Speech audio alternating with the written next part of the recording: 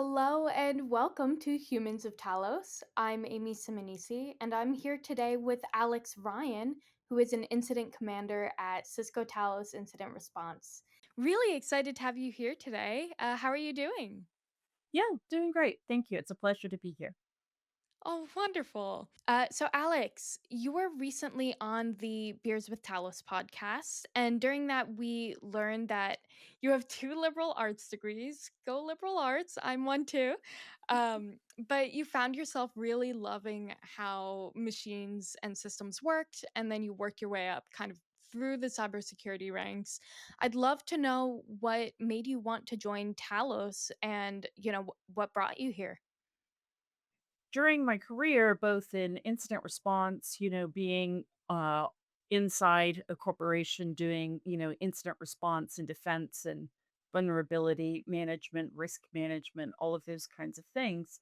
Cisco was always, or should I say, Talos Intelligence was also often one of my sources, right? So I would be looking at the kinds of finished intelligence that was coming from particular vendors, and especially vendors that were using their own data sets to generate the finished intelligence rather than just taking whatever intelligence is already out there, sort of uh, remashing it, enriching it a bit, and then sending it out, right? So these large, threat intelligence uh, creators and authors that use their own data sets is pretty unique.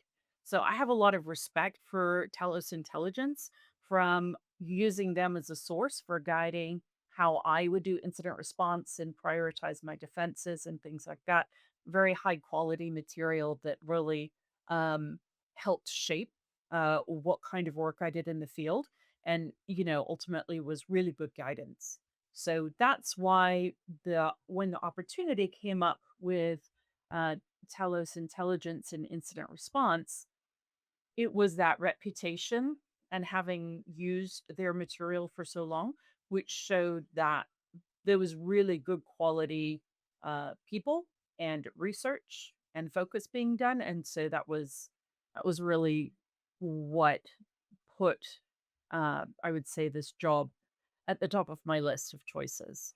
So you have a very difficult job as an incident commander. You have to act as the point person in situations where people are possibly going through the worst days of their careers. But on the flip side, it also sounds very rewarding. So what's something about your day-to-day role that people might be surprised by or interested in?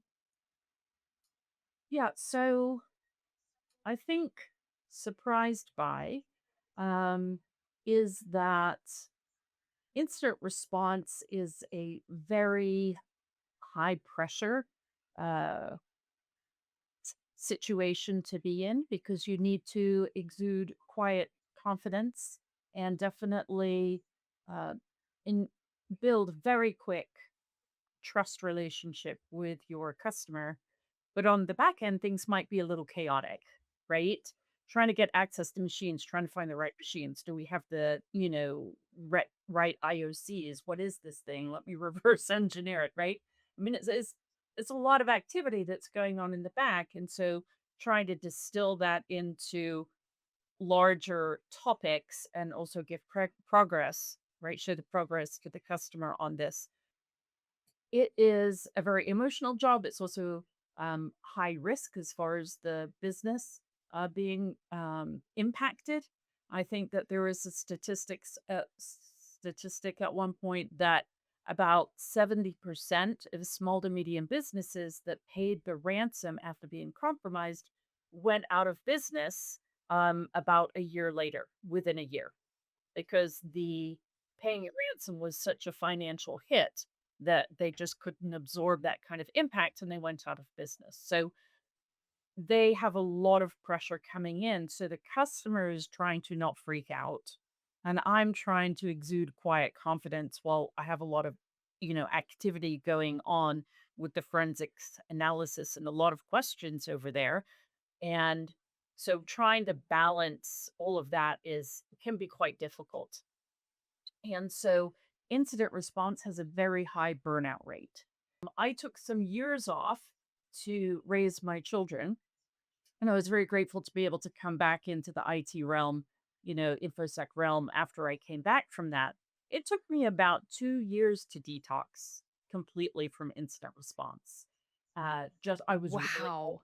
really high strung, and just Yeah. very I just didn't I had no chill, 0 chill Yeah. in a team like Talos IR, and you have leadership that is willing to support that work-life balance, which is not common. I need to put that Yeah. out there. Very uncommon. Churn and burn is kind of an accepted practice in, incident response firms, and it's very sad, destroys lives. I've seen people not go to their children's birthday parties, not attend their parents' funerals, all these kinds of things because they felt like their work was more important. That's how emotionally involved we get in this stuff. And so I had to learn how to say no, how to prioritize my family over this hero complex that I was having at work.